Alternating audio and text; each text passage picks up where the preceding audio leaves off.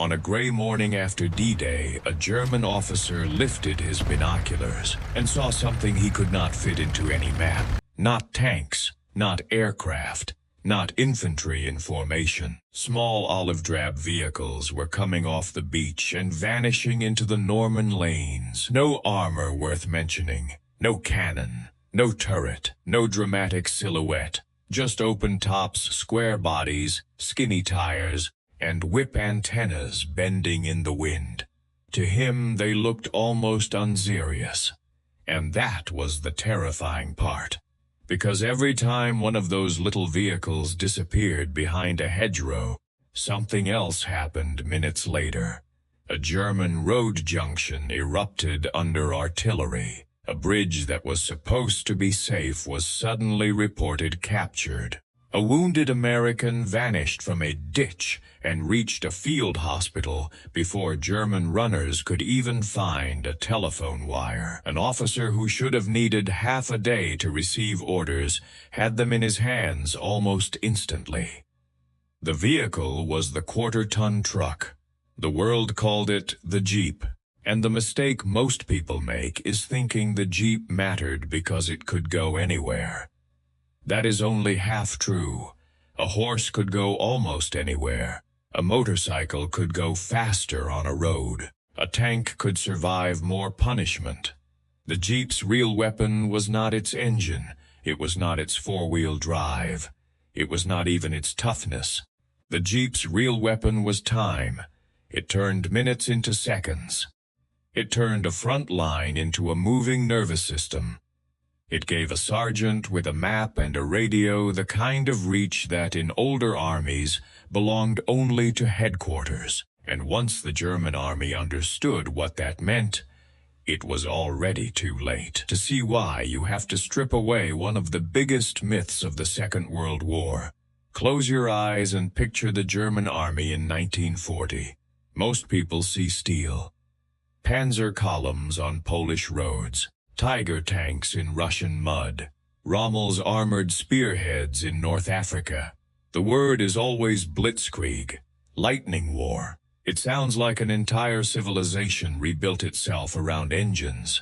But the truth underneath the image was older, slower, and far more fragile. Most of the German army did not move like lightning. It walked. Its artillery was dragged by horses, its ammunition came forward in wagons, its wounded went back the same way. Its infantry divisions carried radios and trucks where they could, but the basic rhythm of the army was still the rhythm of hooves, boots, couriers, field telephones, and wire laid by hand across ground that artillery was trying to tear apart. Germany entered the war with more than 500,000 horses in service. By the middle of the war, the average number had risen to roughly 1.1 million. In November 1943, only a small fraction of German divisions were armored or motorized. The rest belonged to an older century wearing a modern helmet. That does not mean German soldiers were weak. They were not. German units could be disciplined, experienced, and tactically brilliant. German weapons could be excellent. The 88mm gun was feared for a reason. German armor, when it appeared in the right place with fuel and maintenance behind it, could be devastating. But that phrase matters. When it appeared in the right place. The modern battlefield was no longer won only by what could destroy the target. It was won by who found the target first, who reported it first, who moved first, who changed the plan before the other side even knew the plan had changed. The German army still had muscle. The American army was building nerves, and the nerve ending was often a Jeep. The strange thing is that the most famous American vehicle of the war almost did not exist. In the summer of 1940, the United States Army wanted a light reconnaissance vehicle. It needed to be small. It needed four-wheel drive. It needed to carry men, equipment, and sometimes a weapon. It had to be rugged enough for combat and simple enough to build in enormous numbers. The deadline was brutal, a running prototype in 49 days. Most manufacturers looked at the request and walked away. American Bantam Car Company did not. Bantam was not an industrial giant. It was a small company in Butler, Pennsylvania, already fighting for its life. It did not have the scale of Ford. It did not have the money of General Motors. It did not even have the engineering bench it needed for the job. So Bantam called a freelance engineer named Carl Probst. Probst drove through the night from Detroit to Butler. He arrived, sat at a borrowed drafting table, and began cutting away everything the vehicle did not need. Not designing for glamour. Not designing for comfort. Not designing for prestige. Designing for a war that had not yet fully reached America but was already moving toward it. The body became simple, flat panels, open top, no unnecessary curves, no softness, no decorative weight. Every pound had to answer a question. Do you help the vehicle move? Do you help the soldier fight? Do you help the factory build faster? If the answer was no, the pound came off. By September 1940, Bantam had its prototype. Probst and the Bantam team got the vehicle running and delivered it to the Army for testing at Camp Holabird. Hills, mud, rough tracks, road speed, abuse that would have ruined a delicate machine. The little truck survived. Then came the decision that changed the scale of the story. Bantam had helped create the thing. But Bantam could not build the thing by the hundreds of thousands. So the design moved into the orbit of bigger manufacturers. Willys Overland, Ford.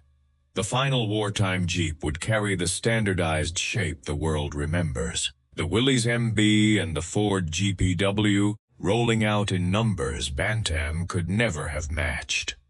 By the end of the war, roughly 640,000 Jeeps had been built for American and Allied service. 640,000.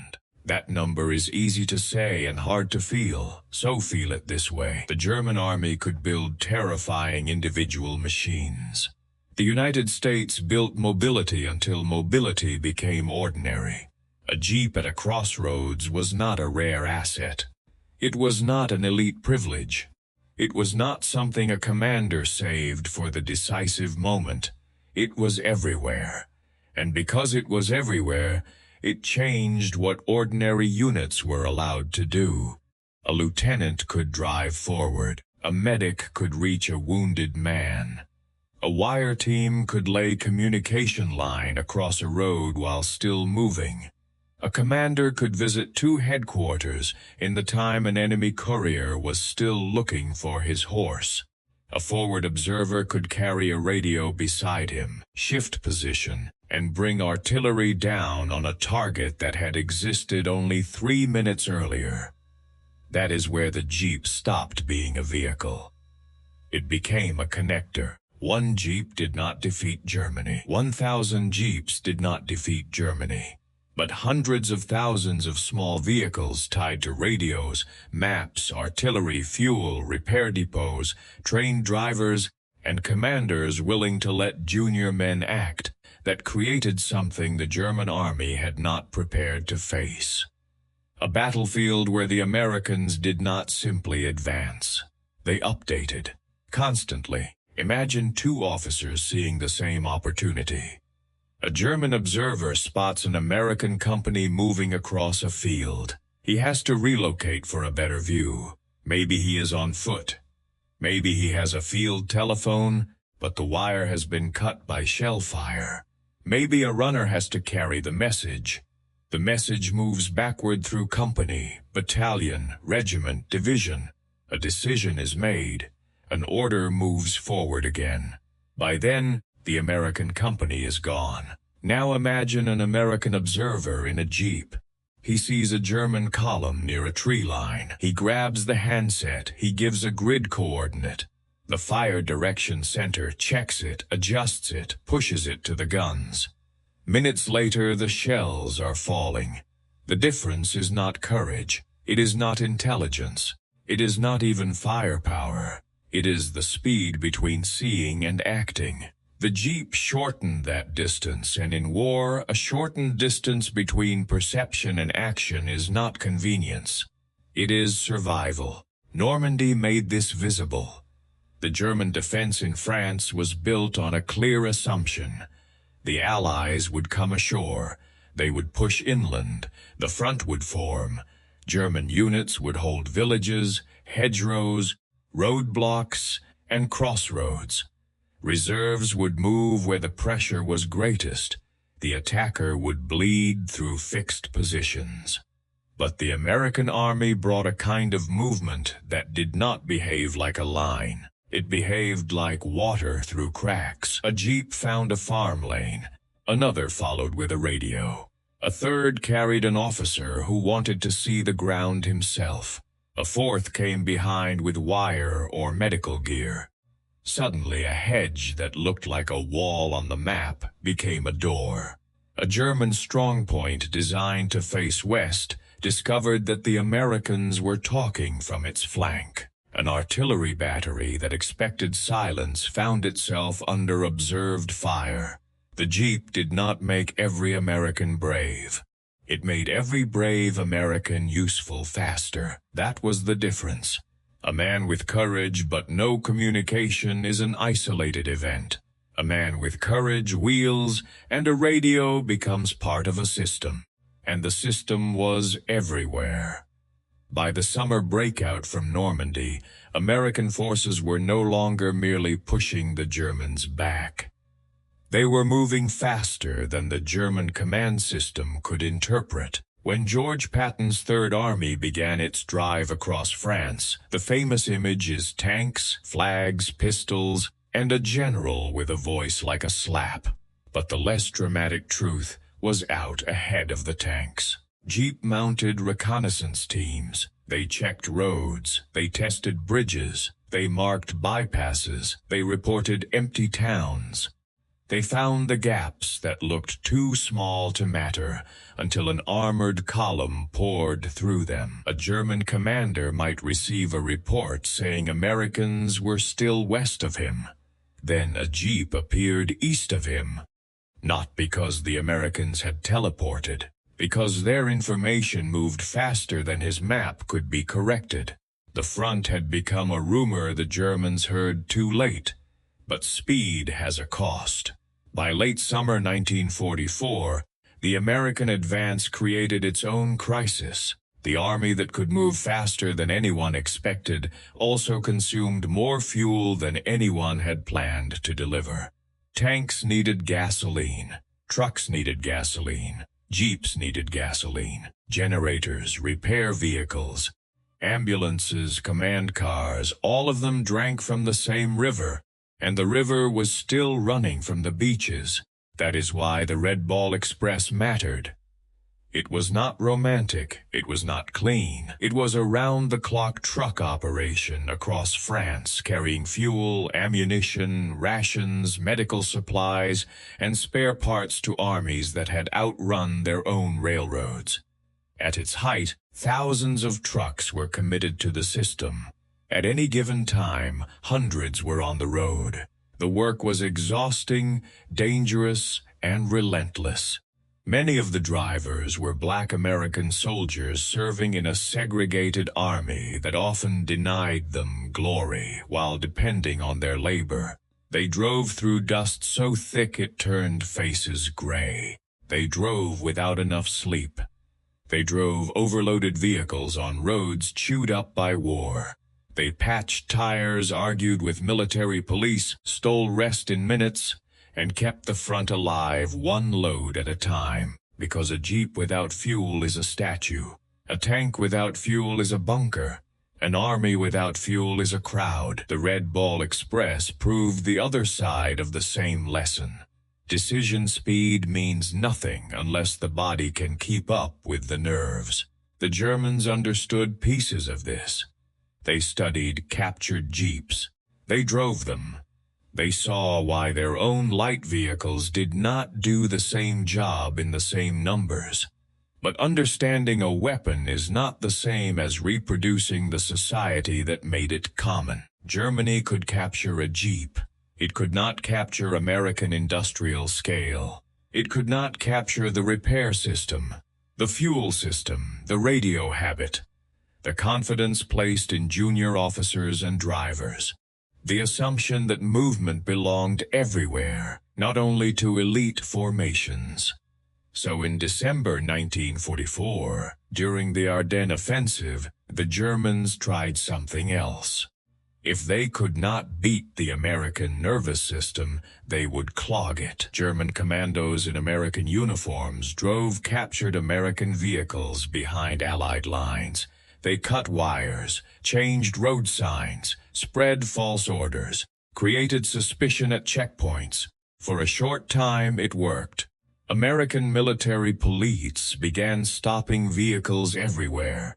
Drivers were questioned, papers were examined. Generals were delayed. A Jeep, which had been the symbol of free movement, suddenly became suspicious. The American system slowed because it had been forced to doubt its own bloodstream. That moment reveals just how important the Jeep had become. The panic was not about one captured vehicle. It was about trust.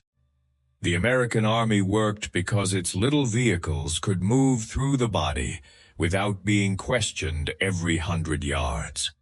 Once that trust was attacked, everything took longer. But the German plan had a ceiling.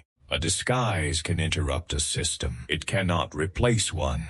Within days, the commandos were being captured, the checkpoints settled into routine, and the larger machine kept moving. The Ardennes offensive had created a crisis. Patton's Third Army now had to turn north in winter, away from its eastward drive, and move toward the trapped Americans at Bastogne. On paper, it looked almost impossible. Roads were frozen. Traffic was tangled. Units had been facing the wrong direction. Fuel was tight. Maps were imperfect. The weather punished everything with an engine and every man who had to start one. But the movement had begun before the formal order felt complete. Jeep scouts had already been out on the roads. They had checked routes, bridges, bottlenecks, and German positions. They had done the unglamorous work that makes a miracle look sudden to people reading about it later. Ahead of the armored columns, small vehicles pushed through the cold. They did not break the siege by themselves. They could not knock out a German division. They could not duel a Panther tank, but they could find the usable road. They could report the blocked one. They could guide a column around a jam. They could place an observer where artillery could clear a ridge before the tanks arrived. They could carry the message that a route was open before rumor closed it. On December 26, 1944, the relief column of the 4th Armored Division reached Bastogne. The famous moment belongs to tanks and paratroopers. But the method belonged to the same old pattern. See faster, report faster, move faster, correct faster. The Germans had launched their last great offensive in the West, hoping to split the Allies and recover the initiative. Instead, they ran into the same problem they had faced since Normandy. They could still attack, they could still kill, they could still surprise, but they could not keep pace with an enemy whose small units were connected to the whole body. This is why the Jeep story is easy to misunderstand.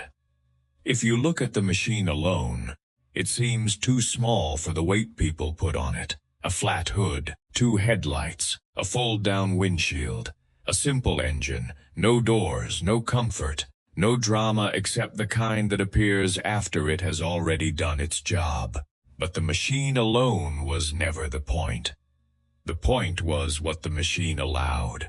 It allowed information to ride with the men who found it. It allowed authority to move closer to the problem. It allowed artillery, medical evacuation, reconnaissance, command and repair to happen in shorter loops. It allowed a mass army to behave less like a slow beast and more like a living organism. Germany built machines that could win duels. America built a system that could keep changing the duel. That is the deeper contrast. A Tiger tank was an engineering masterpiece. It could terrify an entire road. Its gun could kill at distances where other crews felt helpless. But it needed fuel. It needed maintenance. It needed the right bridge. It needed orders. It needed information. It needed to be in the correct place before the moment passed.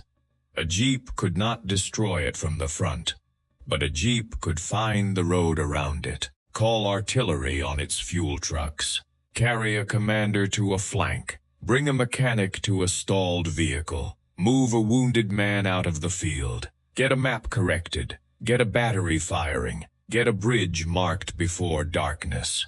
It did not win by being stronger. It won by making everything else arrive in time. That was Karl Propp's accidental monument, not the brand, not the grill, not the civilian legend that came after the war. Motion, a vehicle designed under impossible pressure by a man few people knew, built by factories large enough to flood a continent, and used by soldiers who turned it into something bigger than transport. After the war, the Jeep became a civilian icon. Farmers bought surplus vehicles. Mechanics modified them. The shape moved from battlefield roads into fields, ranches, forests, mountains, and eventually the long lineage of civilian four-wheel drive culture. But its wartime lesson did not retire. Korea learned it again in mountains, where radios and mobile observers could decide whether an outnumbered unit survived the night. Vietnam translated the same principle into helicopters, putting commanders and observers into the air instead of on a muddy road. Modern battlefields use drones, satellites, digital maps, and encrypted networks. But the essential idea has not changed. See first, understand first, act first. The tool changes. The advantage does not. The Jeep mattered because it proved that speed is not only how fast a vehicle moves across ground. Speed is how fast truth moves through an organization. A horse-drawn army can be brave. A tank-heavy army can be frightening. A beautifully engineered army can win battles. But an army that sees, decides, and acts faster than the enemy can understand the situation. That army changes the shape of the war. The small vehicle with no cannon did not defeat the Third Reich by itself. No single machine did. But it carried the radios, it carried the observers, it carried the wounded, it carried the maps. It carried the men closest to the problem to the place where their judgment mattered. And that is why the Jeep became more than steel. It became the physical form of a dangerous idea. The person closest to the problem should be able to act on what he sees. Give that person wheels. Give him a radio. Give him fuel. Give him trust. And suddenly, the side with the best nervous system can defeat the side with the biggest muscle.